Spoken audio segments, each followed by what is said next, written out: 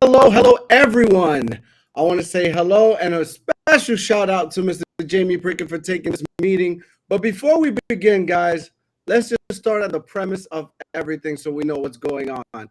First of all, I have a special guest, as I said, Mr. Jamie Prickett. I'm so excited that he actually made the time, took out his time here. I'm going to introduce you to this gentleman if you don't know him. First things first. Again, welcome back to another powerful podcast with the Unapologetic Entrepreneur. In this space is where truth meets transformation and purpose. And not only that, but prosperity. And right now, you already know me. I'm your host, Mr. Leonardo Garcia. And here today, I got the one and only Jamie Prickett. He is a father of 9, okay? Father of 9, a man of God and a man with a vision. And today you're going to get to hear so much more about him through the questions that I have. You guys know the premise. If you have questions, say hello, post them up. We'll have them up. And he's always willing to answer anything. Mr. Jamie Prickett, how you doing today? Excellent. Leo, great to be on here, man. Love doing this stuff, just sharing from the heart and the cold hard truth about what it is to be an entrepreneur. So I'm pumped up to hear what kind of questions you're going to throw at me. Woo! All right, guys, you already see this. He is. Let me just give you a little more of an introduction on Mr. Jamie Prickett, because I just said he's a father of 9, and I think that was amazing. I didn't know that. That's one of those things that when I saw and heard you say that, I was like, 9? Oh, wow. Man, that alone is a job. That's a full-time job right there, because you're a full-time father. Like, I read your book. You're not just a present man. So he is the CEO of Experior Financial Group. He had a journey with the Olympics. He's also a visionary and aspiring leader. Let's say this right. He is a father of 9, but a leader of thousands. Okay. So, and every voice is always heard.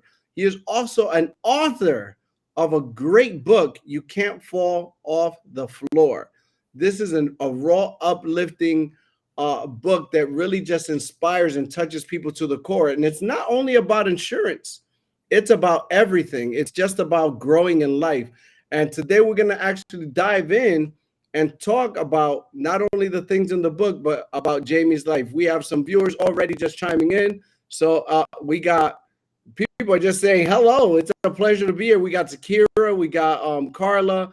There's others. Guys, I don't see you unless you say hello. So make sure that you say hello. But I'm going to get right to my questions because I know that your time is valuable. And one of the first things I have here is about the book. You can't fall off the floor. And here's my question is going to pop up right here.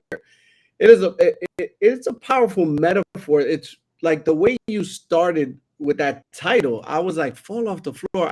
At first it didn't hit me. I was like, I'm not sure where we're going with this. Can you share a pivotal moment in your life when when this concept truly resonated with you and how it influenced your trajectory? Yeah, for sure. Actually, I was with my former company where I'd spent 10 years really struggling to figure out the industry that I'm a part of, which is the insurance space. And I remember hearing a speaker on stage one time where he was talking to his coach or mentor in the business. And he told him, he goes, "Hey, listen," the guy's name was Mike. He goes, "Listen, Mike, the good news is you're at the bottom. I mean, you can't go no lower than what you are right now because you're struggling financially. Things are bad and you can't fall off the floor." And I remember that hit me. I was like, damn, I don't think I can go any lower myself. I said, I think I'm on the floor and there's no way to look but up. And that's where it kind of hit me. Now, I never started having success all of a sudden. It wasn't like an aha moment. But as we were building our company, there was many times where you feel like you got knocked back down. But, you know, if you get knocked down 7, you get back up 7 and you're still on your feet, right? So that's kind of my mindset around you can't fall off the floor. It's the same with the John Maxwell book that hit home to me years ago when I read it for the first time, probably in my early 20s. And it is Failing Forward, one of the most powerful books I'd read, because I thought that successful people, you know, they went from one win to the next, to the next, to the next until they started winning big. What I didn't realize is they actually went from one failure to the next until they started failing big, which also meant they were winning big. Right? You think about some of the greatest NBA teams, NHL teams, Major League Baseball teams, they still fail, right? They still lose some games, but it's how do they come back around and how do they take that championship at the end of the day that really matters. That's very true. So what was a pivotal moment that resonates with you the most regarding your trajectory? Could you think of one thing that really made you say, okay, I need to put this on paper? Like, yeah. You mean like what led up to kind of reading the book or writing the book writing and the stuff? book, yes. Yeah. You know, I wish I had a pivotal moment I could share with you, but quite literally, it was a cold message on a LinkedIn from a lady named Stephanie. And she goes, "Hey, Jamie, have you ever thought of writing a book?" And I was like, yeah, I kind of did, because it was right after the pandemic and everything. And we had a little bit more downtime while we were trying to figure out how to pivot our business and stuff. You know, how, in the first couple months of the pandemic, everyone thought the world was coming to an end. And, we started, thinking, I'm like, man, I should journal my life, because what if this is it, kind of stuff. And I started writing the book, and I think I got to like 2 pages, and I'm like, oh man, I'm not a writer. I'm not going to write this. A couple years later, a lady approaches me on LinkedIn and said, "Hey, have you ever thought of writing a book?" I was like, "Actually, yeah, but I never finished it or never really got into it." She goes, "Well, let me help you with it. I'll help you ghostwrite it. You tell me all the stories. You tell me all the words." And I'm like, "I just get to tell you what to put in there and you're going to do it?" She's like, "Yeah." I'm like, "I'm in." So that's where it started. And then we opened it up, and we wanted to get some of our other successful leaders. I felt like, the business, the book is a lot about the success we've had with our company, Experior. Well, why not have her interview all of our top leaders at that time? So we had about 20, 25 of our leaders that the lady also interviewed and put their stories into the book. So you're actually hearing multiple people's stories in the book. And what I believe they all had in common is they all had a powerful story of, kind of like rags to riches type of thing. Okay. Wow. All right. We got another question here. Experior Financial Group emphasizes a culture rooted in integrity and transparency. You can read that all through the book and everything that comes about you. How do you cultivate and maintain these values across a rapidly growing organization? Because what just hit over 10,000? Yeah, just crossed 10,000 licensed agents. Yeah. That's a great question. And it's one thing that we do battle with at the corporate level is how do we make sure that we are attracting the right kind of people? And the truth is, no matter what company you're a part of, there's good people that are going to work there and there's bad people that are going to work there. But one thing that we're very strict on is compliance and doing right by the customer. So we have a lot of shielding around the protection of the customer. And we find that agents are coming in here, if they're just here for a quick buck to see if they can burn and churn through some, we find them out real quick and we get rid of them real quick. So we're not the kind of company where it's like, wow, they're a big producer, so we're going to just put them in the corner over here and we'll just let them write their business, even though it's not ethical and not good. And there are companies that do that. They protect the big leaders. We're not. We want our leaders to be exposed. I want to be exposed. I want to share, hey, this is what we got. This is the numbers of the business. A lot of people are very secretive of that kind of stuff. And I think if you start keeping secrets, that's when a lot of things go sideways in your business. So we're very transparent. And I think as a result, it's it's caused a lot of our leaders to be very transparent in how they run their businesses. So I just feel like we talk about, good things, positive, kumbaya type of stuff all the time, helping families. And if you're a crooked agent, you're probably going to find your way out of here. It's going to be too weird for you. Ooh. Ooh, so you're not afraid of letting anybody go. It's more about the client and the integrity of Experior. Absolutely. There's an agent many years ago. I won't say the name because they're still with us today, but they were on some rocky ground with us. And they are now one of our top leaders in the company. And they were on some rocky ground because they were not running their systems properly with their team. They were allowing a lot of bogus sales to go through that should not have went through. We reprimanded them. It wasn't this person directly, but it was his team. And we said, listen, you have influence. This is going to cause you some problems. Like, you don't want problems with the regulators. And thankfully, they straightened their act right up, and boom, they've been running a very successful business ever since. But some companies, they're so afraid of losing someone like a big guy, whereas we weren't afraid of that. We wanted to protect. We need to make sure that we're protecting the company, because if I'm, put it this way, Leo, if I'm not protecting the company from a bad apple, that affects someone else's business in that company as well. So by helping that person get away with some bad habits, I'm actually hurting someone else's business in the company that's doing it the right way. So we have to make sure that we're always looking out for everyone's best interests, including, of course, the customers coming first. All right. And as always, in the habit of what's going on in this show lately, I get to 3 questions. I'm gonna start changing the format before I let people interfere. I'm gonna have to ask my hard-hitting questions at the beginning because we already got somebody chiming in. We got Mr. Kira Sullivan. She actually said, let's see, what is your ultimate vision for Experior and what legacy do you hope to leave on the financial services industry? My vision for the company is simple. We want to create more 6 and 7 figure income earners than any other company in history. I want to see us become the largest, most powerful insurance marketing organization in the entire world, going global with it, not just staying in Canada and the US. We're a couple of years out from our next international plans. We are operational now in Puerto Rico, which was almost like starting in another country. I mean, there's a lot of hoops you got to jump through for that. But we're getting ready for Latin America. We'd like to go to Africa, Asian countries. I mean, all over the world. But my dream is ultimately that we become the biggest, because I know that we can make an impact the bigger we are. And I am competitive as ever. I mean, I'm not saying that this is all just let's save the whales and help everyone. I want to help people succeed. I think it's awesome, but I've got a fight inside me like nobody else. When I was told that we couldn't do this many years ago, and I'm still told to this day, even as big as we're getting, people still saying, oh, you'll never be as big as them. You'll never get to. It's like, you watch me. We're going to do this. I just got too many good people, Leo, too many good people in this company, yourself included, that are helping us grow this thing. It's already a dream come true. But man, we're just getting warmed up. Like I'm just starting to figure this thing out right now. I mean, I can't wait to know what I'm doing, bro. It's going to be sick.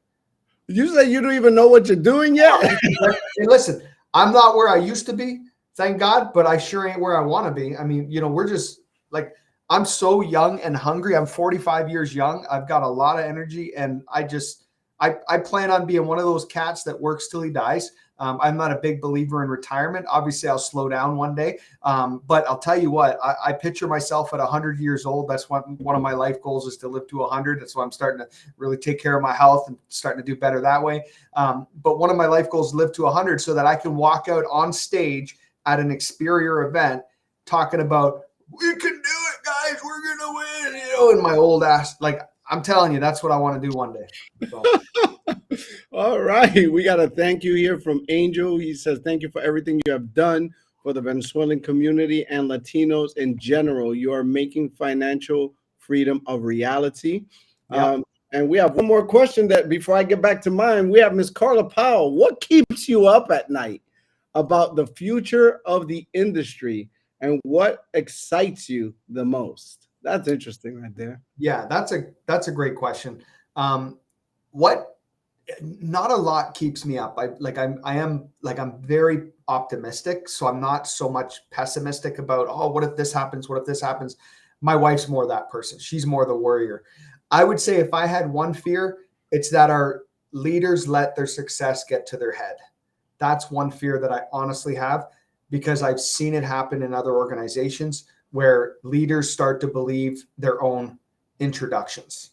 And that is a scary place.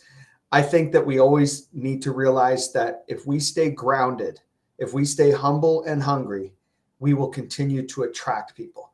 But the minute we start acting, talking, walking like we're better than someone else, shame on us, man. We forgot where we came from. And that's one of my fears. I've seen it before. Thankfully, I mean, I could pick out a bunch of our top leaders and they're not like that. They're humble, down to earth, always there to help. But I've seen it in some leaders before, including in Experior, where as soon as they start making a bit of money, oh my gosh, they're going to let you know how great they are. And I think that's one of my fears, for the team to turn into a cesspool of a bunch of people thinking they're better than the other, and they all start fighting each other. And that's one of my fears, if I could say I had a fear. As far as what I'm most excited about, I mean, we just promoted $4 million earners in the last 6 months. That's pretty exciting. We're popping out 6-figure earners every 2 to 3 days right now. We're popping out executive director promotions every 2 to 3 days. I love seeing that. People that are achieving dreams that they never thought were possible. Every time I get a text message from someone or an email from someone saying, Jamie, I don't know how to say this, but you changed my life, and listen, Leo, I didn't change no one's life. We built a great platform. We surrounded ourselves with great people. That person went out and changed their life. But to know that you played a piece in it, some small role, at the end of the day, they had to do the work. But there's no greater feeling than seeing that you played a role in helping someone else achieve their goals is just so cool. I can tell you the emotion I had when I bought my first supercar and I sold it 9 months later, because I was like, okay, cool, I got a nice car. It's just whatever. It was cool. It was a McLaren. It was sick. I know what it's like to be a beautiful woman now, because I had every dude looking at me, checking me out, like, whoa, man, look at that, right? So I know what that's about. But after like 9 months of driving this thing around, plus it's in the winter, you can't even drive it in Canada here. So I ended up selling it. But my point is, when Mauro Arturi bought his dream car, brand new Maserati Quattroporte, he loves that car. When he bought his first dream car, when Frank DeLeo bought his wife her first dream SUV, that meant more to me than buying my own toys. Like seeing other people do that, right, is just cool. And then the fact that we get to give back. Interesting story I'll share with you. If you, as you know, at the convention, we did a recognition piece where we gave 125,000 USD to the Ronald McDonald charity. And the reason that's so powerful, I want to share this with you. And it's not to, because in the Bible, it says, don't tell the left hand what the right hand's doing. So I'm not doing it for the purpose of, hey, look at us. But I want to share a cool story with you. Back in my former company, right before we left, my son got deathly ill. Our now 24, he just turned 24 yesterday, actually. But our now 24-year-old son, when he was only 11 years old, got rushed to the Hamilton Sick Kids Hospital, had complete kidney failure, and we thought we were going to lose him. Well, at the time, I was with my former company, and I had no money. I mean, we were still struggling financially after 10 months. I mean, to the point where every time we pulled into the gas station, I'm checking my bank account to see how much gas I should put in my car that time when I'm putting it in. But I'll tell you what was interesting is the one thing that helped me stay close to my wife and my son at that time was the Ronald McDonald's charity, because they actually put me up in a hotel room right by the hospital for free, paid for by the Ronald McDonald House. They had a little kitchenette in there, so I didn't have to worry about buying lunch every day that I was in there, because it was expensive, to eat out all the time when we're not making a lot of money. So they had the little Ronald McDonald charity place where I got to eat in there, and I ate a lot, man. I made sure I filled up when I was in there. And I'll tell you, to be able to give back to that same charity 11 years later. But here's the interesting part about the dollar amount. 125,000 is $1,000 more than my highest income year ever before I became an independent agent and started building my own business on my own. So we actually were able to give away as much as what my best year ever was in my past company where I was struggling financially. Now, some people might think, how can you make 124,000 and struggle financially? Because I was my wife and I combined income. Okay. We had office expenses. We had 4 kids at the time. Life's expensive. So that's why, if you're wondering. Wow. Woo. That's amazing, man. That must be an amazing feeling, man. There's so much, and I'm gonna make sure I get through the questions before I give anything else. Balancing your demanding career, right, and raising 9 children. Some of us struggle with one or two. 9 children is not a small feat. What strategies do you and your wife, Leanne, which beautiful, by the way, I love the message she gave to us. Um, what strategies do you and your wife, Leanne, employed to ensure both family and business thrive? Because usually people have a problem with this balance beam. It's either you do all, if you, I've been in different organizations and it's like sacrifice, but even in your book, you mentioned how you shouldn't sacrifice family because you look back, you leave your child that when your child's an infant, you come back 10 years later, you missed a whole decade of their life. Like, how do you balance that with 9 children and a thriving IMO right now? Yeah, well, fortunately now they're all in school or moved out of the house. Okay, so 3 of them are out of the house. They're adults now in their 20s. One of them actually works for us. And then the other 6 are still in the house. 2 of them are teenagers. And then 4 of them are more dependent on us, right? So, but they're in school. And basically my wife, Leanne, will drop them off at the bus stop in the school in the morning. At 8:35, she's home and she has her schedule booked on a schedule, not just, oh, I hope to get something booked. Her schedule is booked from 8:30 until 4 p.m. when she has to pick them up, or she books it to 5:30 when I pick them up. So this week, I said I'll pick them up every day this week because I made sure all my meetings were set to finish before. So for example, today I went for 3:30. I had to pick up one of the kids, then came home with them, took a little break, chilled out. I actually watched a video while the kids were running around with one of our competitors because I always like to see what those cats are up to. So I was watching a 30-minute video. And I love watching YouTube videos of competitors. I can speed them up so I don't have to listen to their boring asses too long. So I speed it up. Right.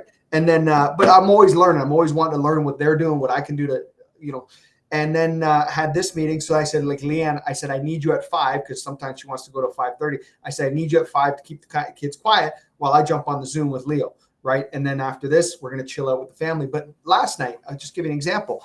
My wife didn't get everything she needed to get done between 8:30 and 5 p.m. She worked till 5. She didn't get everything she needed done for the business. So last night, after she put the kids to bed, because she's the master mom that puts all the kids to bed, I go into bed. I start watching the games because there's basketball game, NBA playoffs and Edmonton Oilers. They've just made it to the finals. So I was watching 2 games back and forth in bed.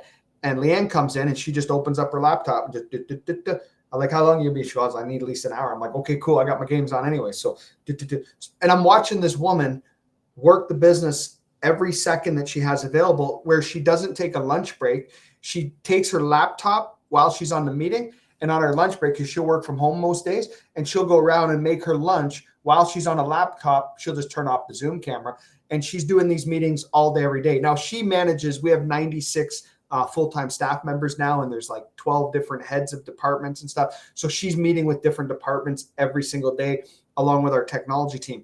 My schedule is a little bit different. Mine, I get to pick and choose when I want to book everything, and I can book stuff at night with meetings like this. I can book it anytime because I'm dealing with independent agents. So my schedule is like, hey, 10 o'clock at night, I got to jump on and meet an agent. Hey, 11 o'clock at night, or whatever it is, doesn't matter. I can be flexible with my schedule.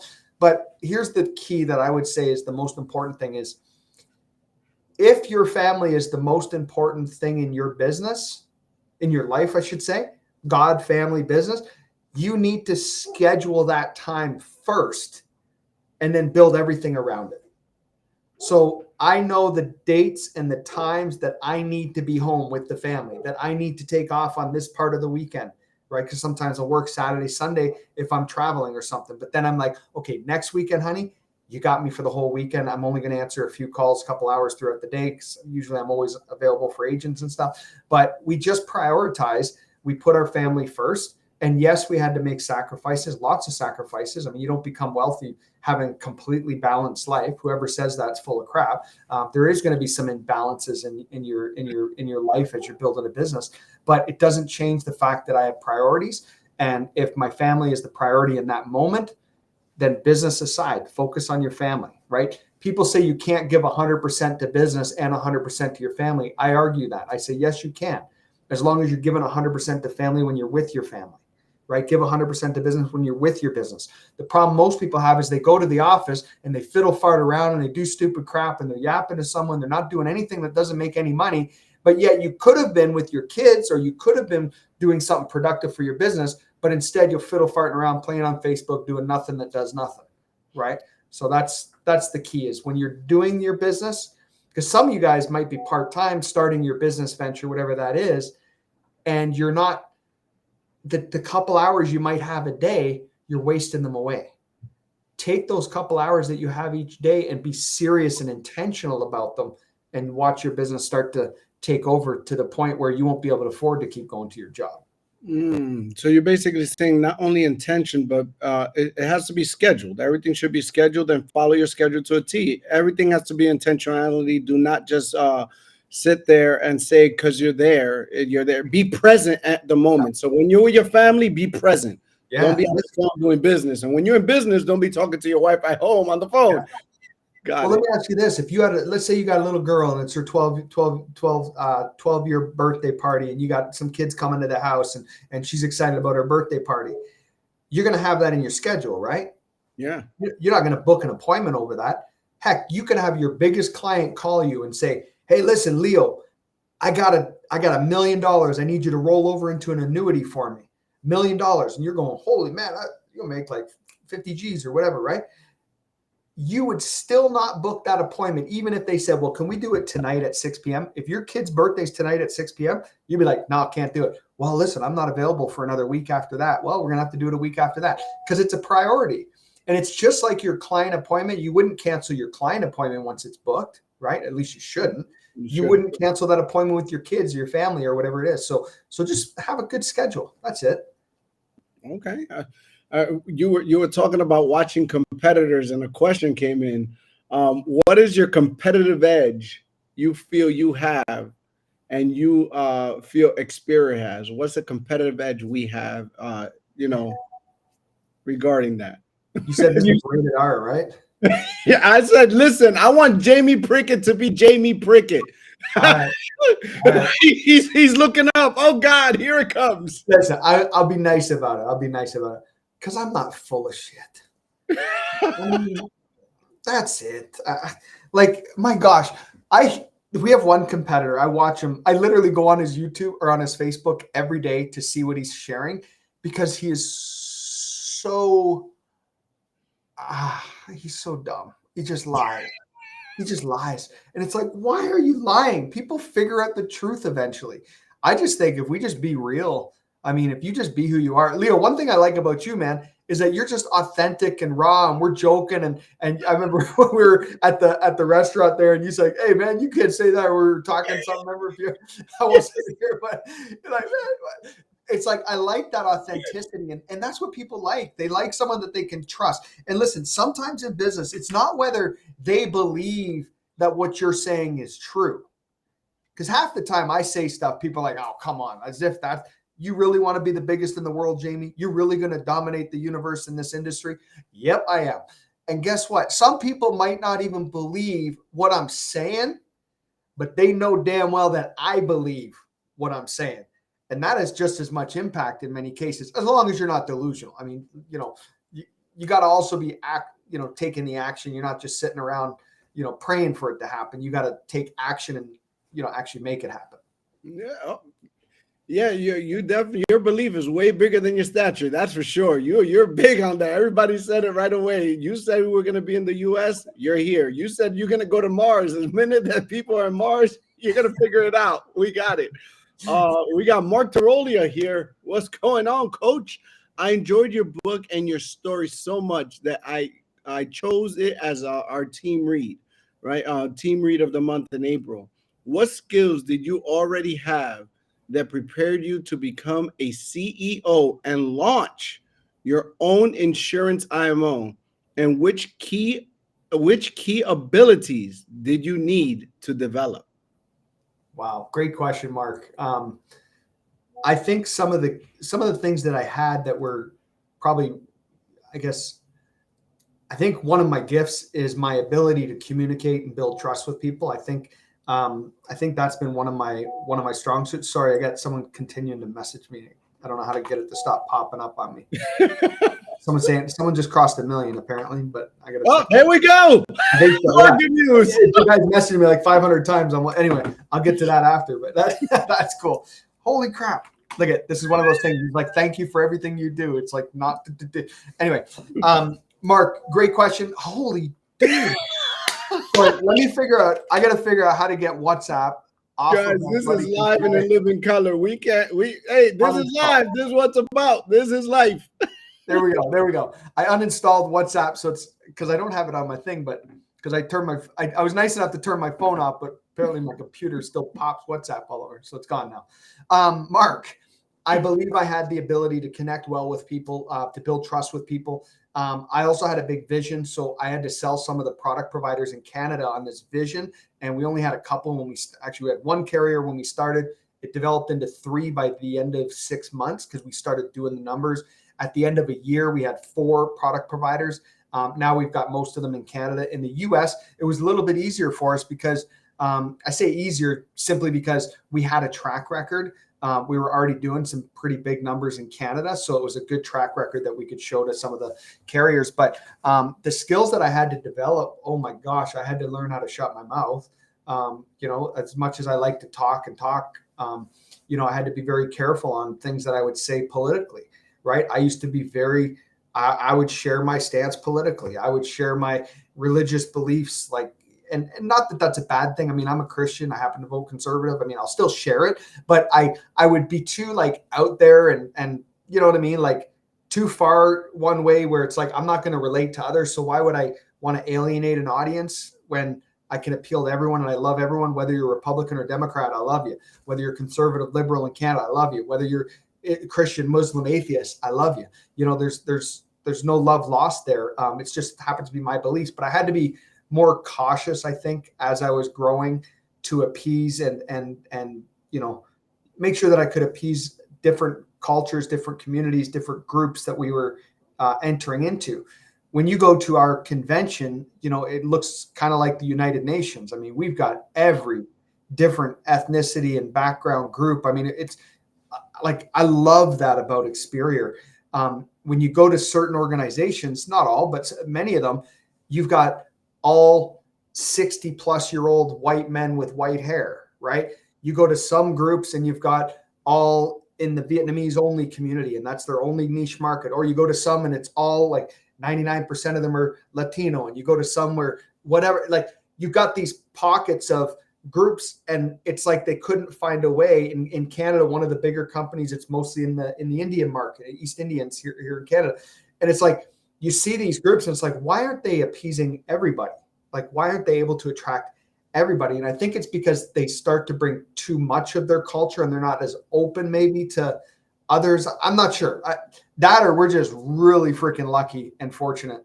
But I love that. And I think a part of that is me learning to, try and understand people.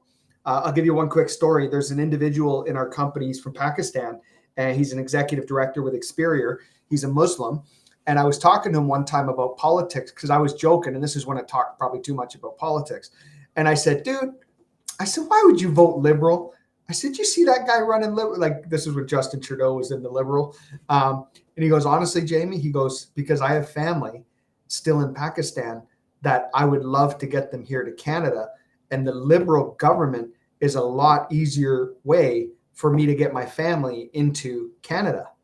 And I had an aha moment. I still remember this conversation like it was yesterday, where I was like, holy crap. If I was from Pakistan and I had family there and I wanted them to come to Canada and I knew that liberal was the way to do it, even though I don't like 99% of their policies, but that one that I could get my family and bring them home to Canada where I want them, guess who I'm voting? I'm voting liberal. And that's where I had this aha moment. This was many years ago where I was like, man, I really got to start understanding people's perspectives better. I got to stop thinking that just because I'm a certain way or vote a certain way or believe a certain way, that I'm always the one that's right. And I think that's helped us a lot in the business. So. Okay. So keeping an open mind. I see that. I have a question for you here. Leadership often involves confronting one's own limitation. Can you discuss a time when self-awareness led to a pivotal change in your leadership style? And I think you just mentioned that actually. It, you have to That's be open. spot on. The other one I will share just quickly on that is my wife, Leanne, helps keep me in check.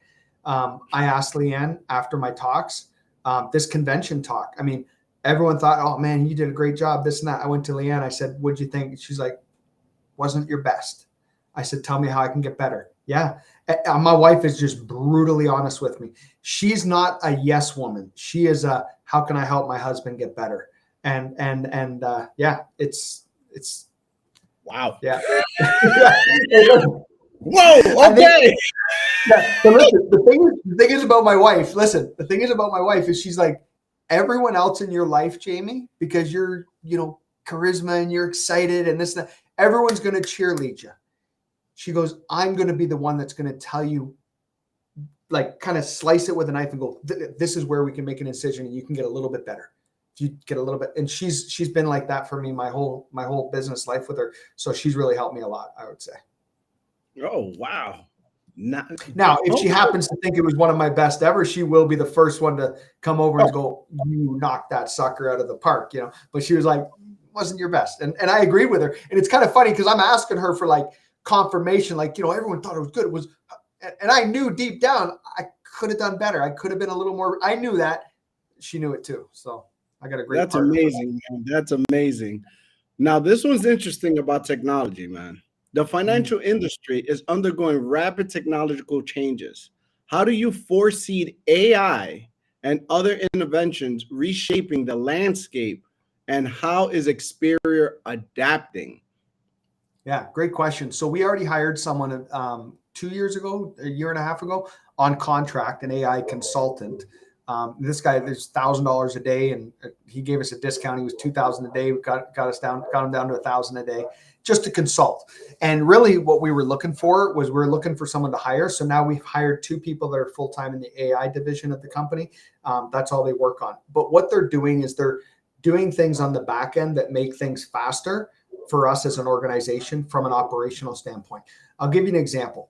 We might get the same question asked 500 times a week about how something works on a policy or how a commission works on this scenario. So we're building AI to be able to respond to questions and to help speed up the process so that our turnaround time gets much more efficient for our agents.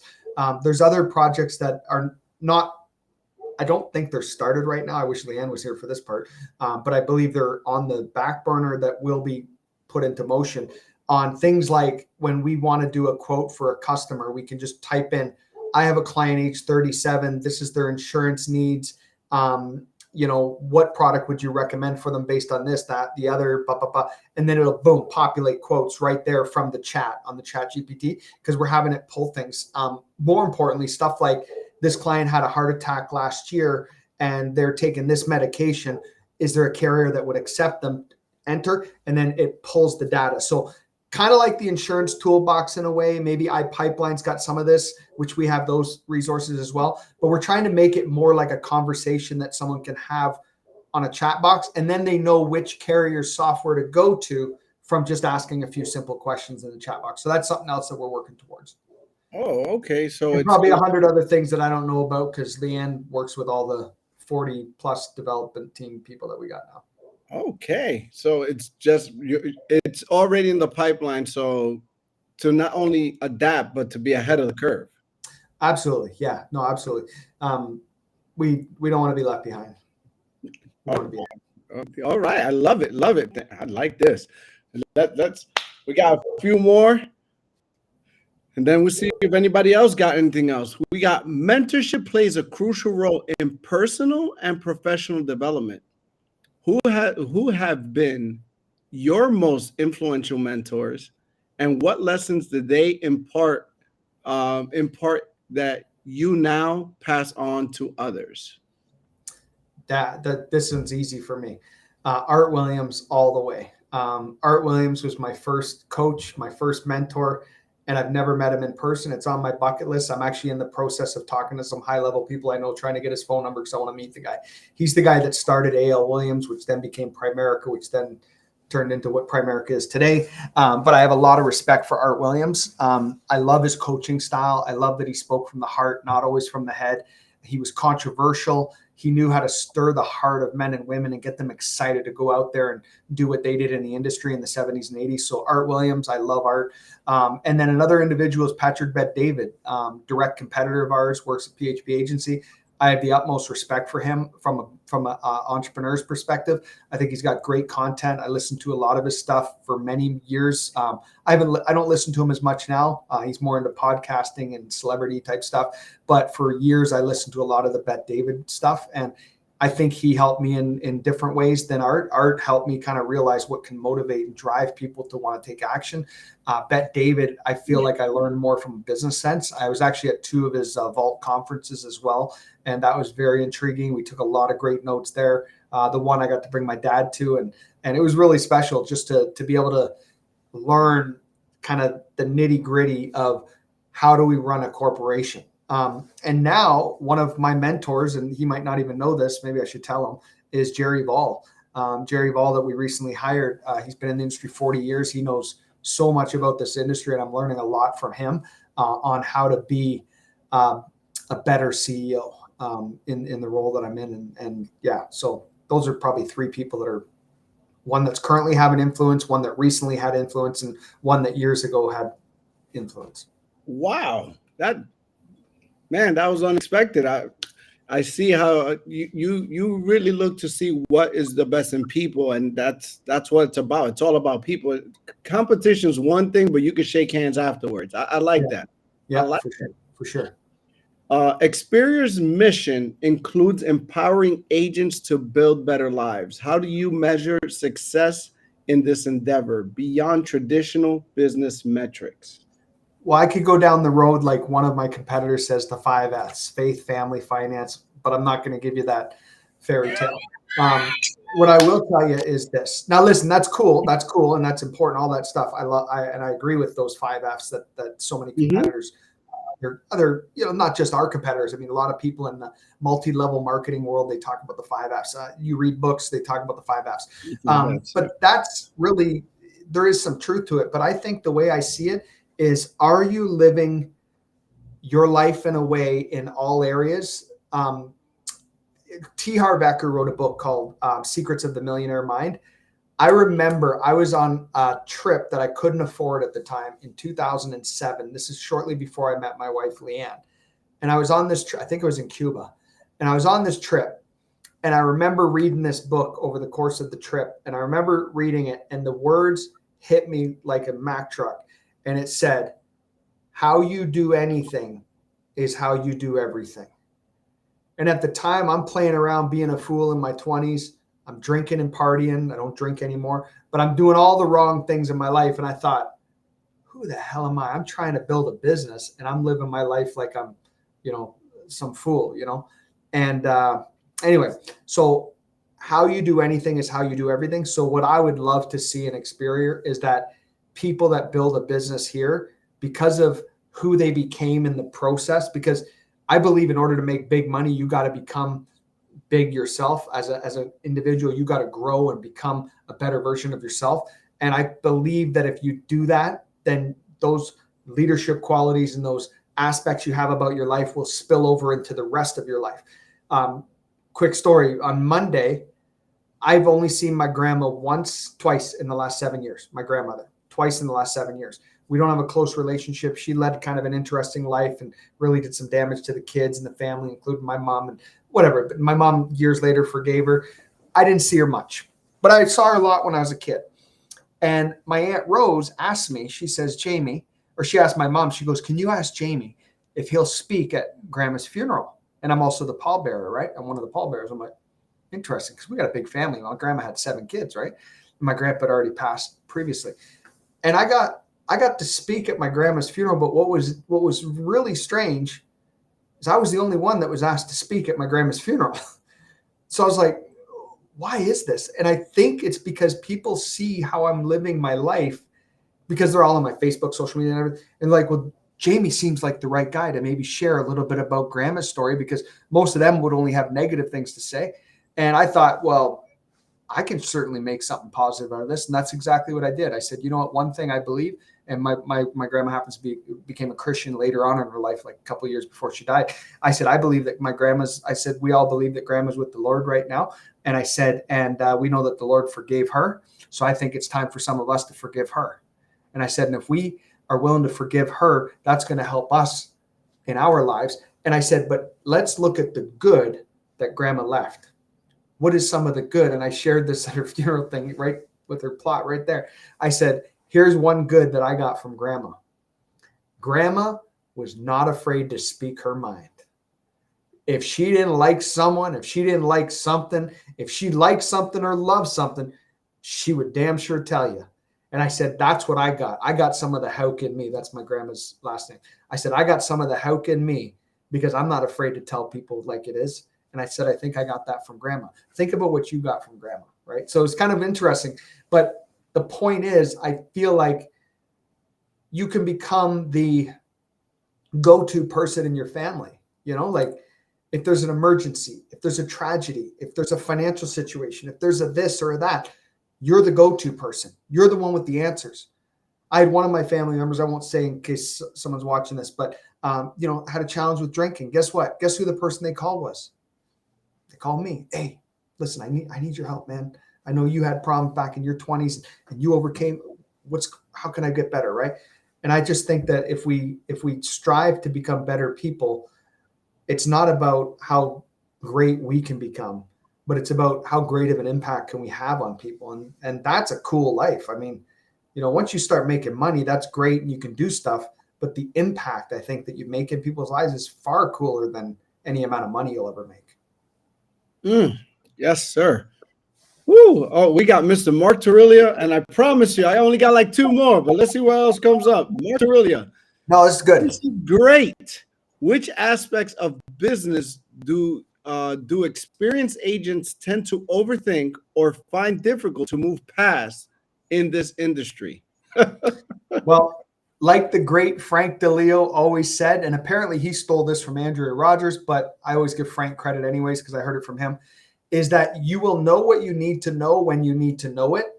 And too many agents try to figure everything out before they take action. When I started wrestling in grade 7, I didn't know how to pin someone. I didn't know how to throw someone. I didn't know how to grapple. I didn't know how to do none of that stuff. But I went in there and I started messing around and then eventually became a pretty elite wrestler. It's just like our business. Studying and passing a test is one thing, but you're not going to learn the ins and outs of the business without failing forward and learning something. But don't spend all your time trying to learn just by watching webinars, just by studying books. You have to learn by taking action. And that's the one area that I think so many people mess up their careers in our industry is they just don't get around to taking any action. So like as Frank said, you'll know what you need to know when you need to know it. Go out there and start doing business. And guess what? You're going to get questions you don't know the answer to. You're going to have roadblocks that you come up against. How do you handle that? It's simple. Say, hey, you know what, Mark, that's a great question. And I don't have the answer for you right now. I'm relatively new in the industry, but I'm working with someone right now that's been in the industry for 20 years, 30 years, whatever it is. And I'm going to get that answer for you when we get back together. So what else? And so you always just be upfront about it. Some people are ashamed to not know something. They'd rather BS their way through it. I would rather just say, I don't get it. Right. Have you ever had people where they start throwing out all these acronyms and they're trying to sound all smart? Right. A lot of times we'll just like, I stop them. I'm like, whoa, before you go, what is a PTD or what is a LJQ, whatever. I'm always like, I'll just stop them in their tracks because I'm not afraid to look stupid. And I think some people are afraid to look stupid. Right. I think I'm not afraid to look stupid because I was a D average in high school. So maybe that's why I'm not worried about it. A lot of A+ students in high school might have a problem with that. But listen, you have to be curious and not be so cautious when it comes to learning. Just go make a mess and eventually things are going to start to fall together. Okay, good. All right. Mr. Leonardo Duarte has, what would you say to an agency owner that is planning or actually building a big IMO as as Experior, why should they consider to join Experior instead? Well, I'll speak to you from the heart real quick. I'm 45 years old. If I had to start over today, and if I knew that in 11 years from now, that I was guaranteed to have as much success as we've already had, but I had to go through everything again to get there, or at 45 years old, I could join Experior. I could still become a minor shareholder. I could still build a hierarchy, have a legacy program, everything else. God is my witness.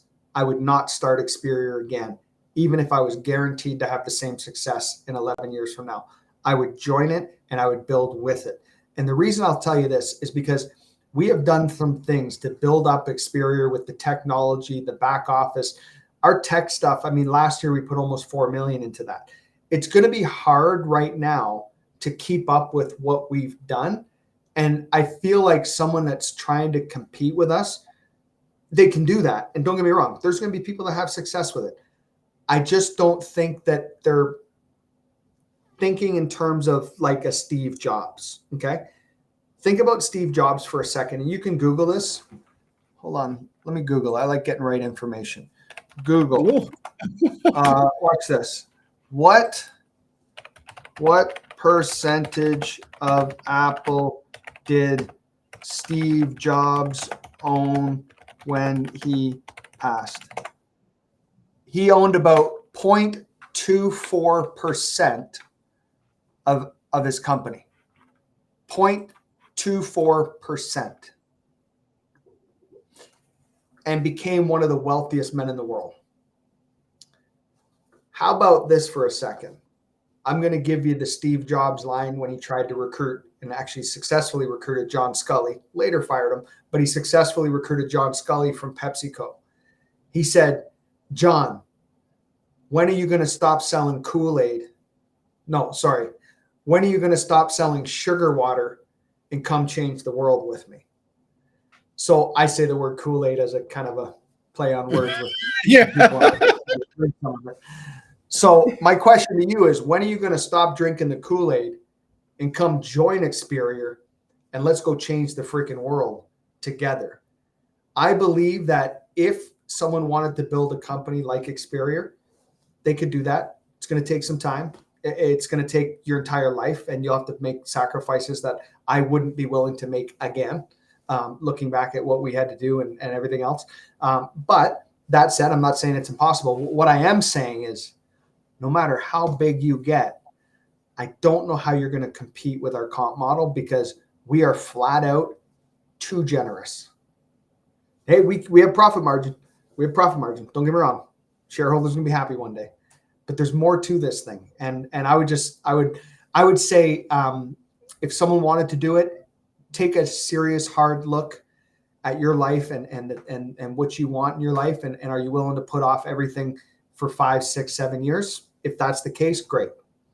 But if you want to get this thing going like in the next 12, 24, 36 months where you can start having some freedom and enjoying the fruits of your labor, then do that. Jerry Vall said it best. He goes, Jamie, some of these agency owners that he's talking to right now, he's actually connecting with some people. Jerry Vall says some of these guys don't realize that they're going to be in the hole for 5 straight years and they're going to be miserable for 5 straight years just to try and get into where they might be level playing ground with Experior right now. He goes, they could spend those 5 years building with us and become massive, passive wealth creators. But I would encourage you to have a call with Jerry Vall before you decide to start your own versus joining us. Good answer. Basically, why reinvent the wheel when it's already there? Yeah, and it's easier said than done. I mean, I believe that we had some favor big time as we were building this. Like things lined up where in Canada, especially, things lined up where it's like if we tried to start Experior today in Canada, I don't know that we could have got the thing off the ground because so much has changed in the regulatory side of things. But thankfully, we started it when we did. But it's all timing. We got Jennifer Nunnery. What mindset shifts did you have to make to grow into a successful leader in this industry? So my training before the industry was wrestling. So sports was great for me because I remember my wrestling coach, after I left high school, I still wrestled for 3 years while I was working in a factory in a machine shop, but I was still training and competing at a high level. And I remember Doug Cox, a 2-time Olympian here in Canada, Doug Cox would say that you need to eat, sleep, and crap wrestling, right? He also said that 90% of winning is in your head. Now, these are all things that you might have already heard before in your life. But, me as a 19, 20, 21-year-old, I never heard this stuff before. I'm like, 90% of winning's in my head. What does he mean by that? And he'd really get us to think about that. I remember sometimes after practice, we'd be sweated and just dead, like everything. We gave it all we could to the point where we're almost throwing up. We're like, oh my God, we're dying. And we're laying on the mat. And Doug would say, guys, I want you guys to lay down. And I want you to close your eyes for a minute. And we close our eyes and he'd start going, I want you to imagine what it's going to be like when you take that double leg shot and you take that opponent down. And he got us visualizing. I'm like, yeah, this is cool. So all of a sudden I joined the insurance industry and I was with a multi-level deal company that was a lot on self-improvement and everything else. And it was like, man, I fit right into this thing because they're talking about visualizing your success and what's it going to be like walking across stage. Well, I remember Doug telling me what's it going to like when you take that sucker down, right? Or they talk about 90% of winning's in your head. It's all a mindset. You got to overcome. And I'm like, yeah, I knew all that. So it's like, I feel like I was being bred for this. And a lot of people, not just wrestling, a lot of sports, a lot of people that were athletes or in the military, they find success in business, I think, because they're trained this way. So I didn't have to make a lot of mindset shifts because I was kind of being groomed in my wrestling days. But what helped me go from, one level to another, and I still got many more levels ahead of me, was reading books. And if you're not a big book reader, I'm more of an Audible guy now, so I listen to books more. First book I ever read was How to Win Friends and Influence People. Matter of fact, first book I've ever read in my life, cover to cover, other than like Dr. Seuss books. In school they had you read like Macbeth or Hamlet or all that crap. I never read none of it. First book I ever read that was a real book was How to Win Friends and Influence People. It was my first year at my former company. I was 21 years old. And I read that book and I was tearing up in the book because I started realizing why I didn't have that many friends in high school. I'm 21 years old. Wow. And I'm like, I'm realizing why I didn't have that many friends in high school. I have a couple buddies that are still my best friends to this day. But my brother was friends with everyone. And he's 4 years younger than me. I'm like, how is it that my brother, everyone loves him? He's a good wrestler. He's kind of a jock guy in school. I was a good wrestler, kind of a jock guy in school. And what I realized is that my brother had a gift that I didn't have at that time. My brother had the gift of asking you questions without even knowing. He was just good at asking people questions to learn about them. He put an interest in other people, whereas I was very self-minded. And I was about, hey, let me tell you about me and my wrestling and my accolades and how great I am and everything else. And that's when I realized that's why.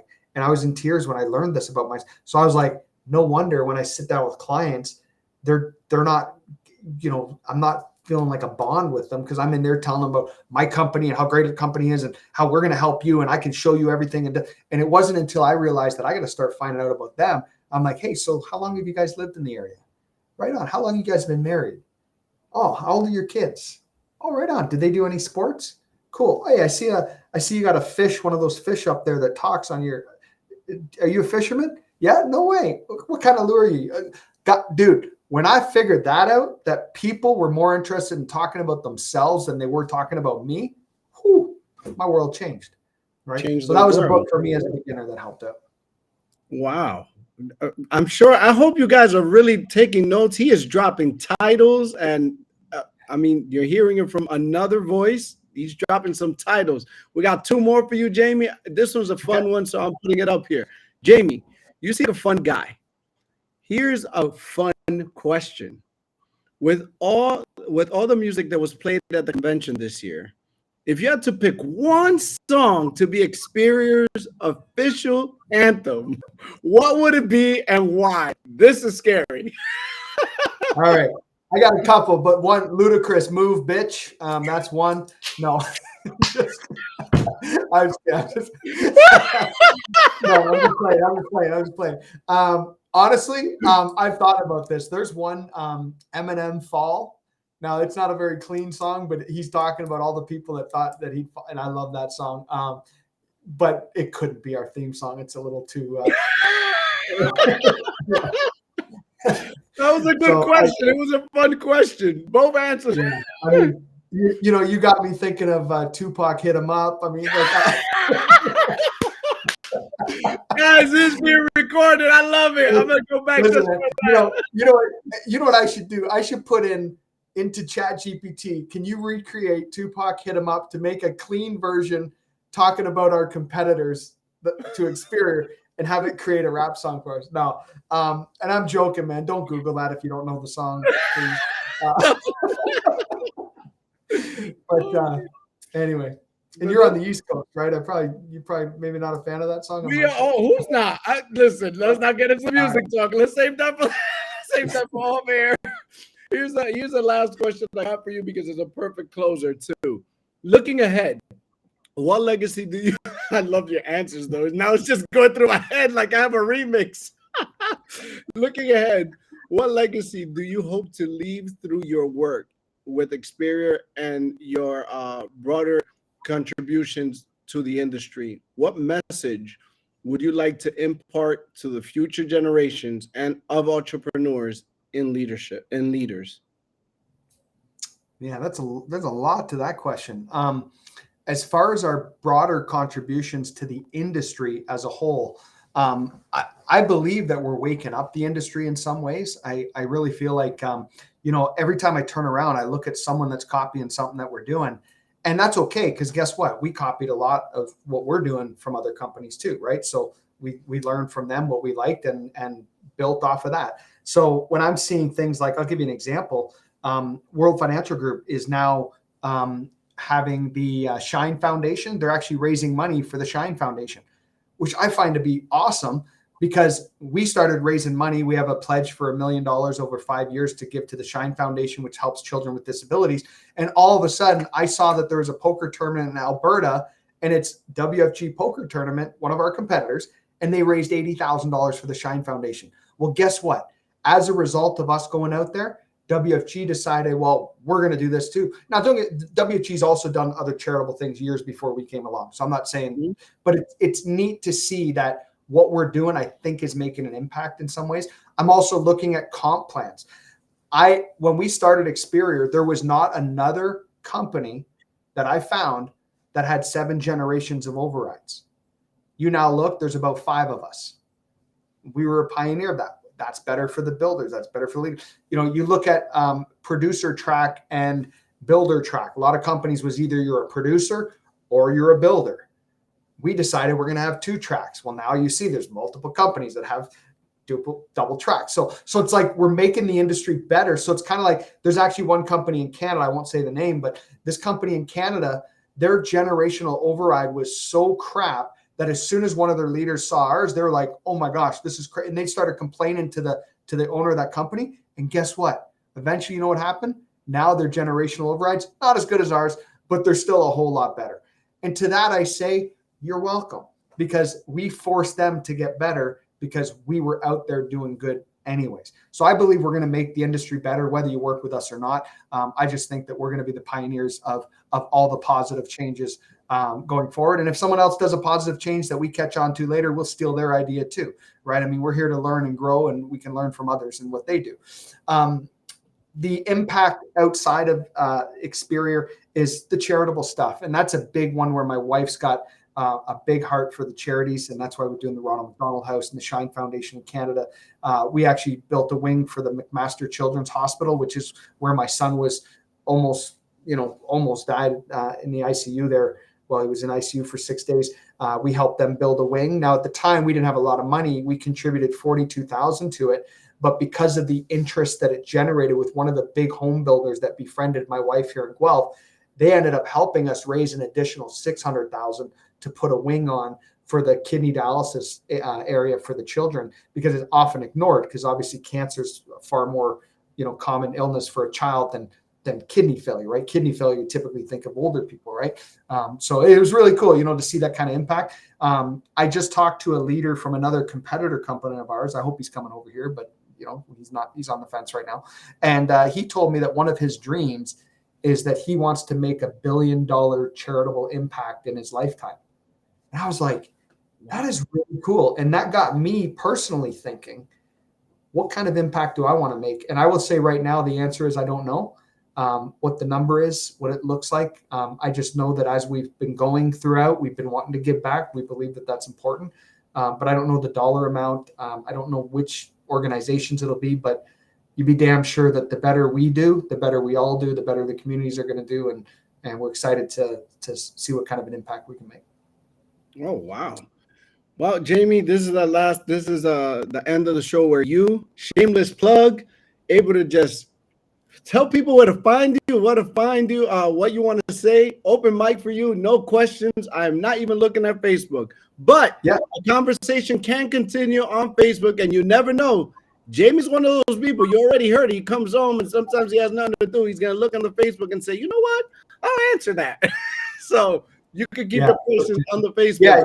Your turn. Yeah, you can connect with me on Facebook. Just type in my name. You probably find me there. Facebook, LinkedIn, Instagram. I'm not sure how to use Instagram that well, but our team helps me, and I'm trying to learn it more. And a plug for the company. And I'm absolutely shameless about this because we're in the business of changing lives. So why would you have any shame in that game? And I'll say that it's Experior Financial Group.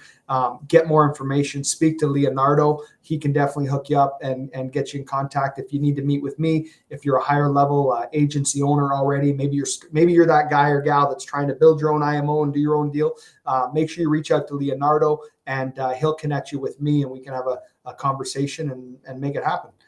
We're excited. We're gonna change the world with or without you, but I'd rather do it with you because y'all seem like nice people. You haven't said a whole lot, but appreciate you guys. Like, share, and subscribe, guys. Right there's the QR code. Man, Jamie, I want to thank you from the bottom of my heart. Busy man. I mean, you're always running around. This great conversation. Hopefully I can get you on again. I don't know. I'll bug you until you say yes.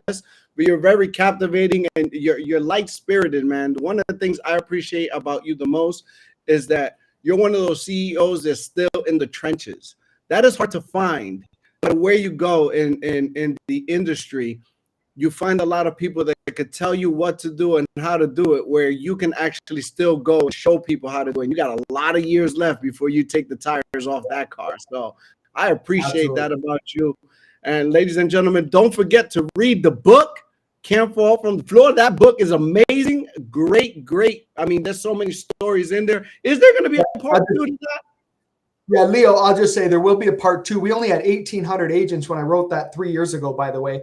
3 years later, we have 10,000 agents. So yeah, a lot has changed. I mean, incomes are like double, triple what they were at the time in that book, and some of the great leaders. But if you're interested, you can get it on Audible or just go to Amazon. You can buy it. It's also available 100% in Spanish, and it's also available on Audible in Spanish as well. I read it in English, and I got someone else to read it for me in Spanish. So, but also if you want it in English, we also have it on YouTube for free. So if you're cheap, go to YouTube. It's free. Look at that. He's even letting you know it's not about the money, ladies and gentlemen. It's about the knowledge. Thank you guys for coming out. This has been another great show, the Unapologetic Entrepreneur, where we all we do is strive for greatness. It's been an honor, a pleasure, and a privilege to sit here with you guys. We'll see you on the next one. Jamie, thank you. I appreciate you. Much love. Guys, be blessed.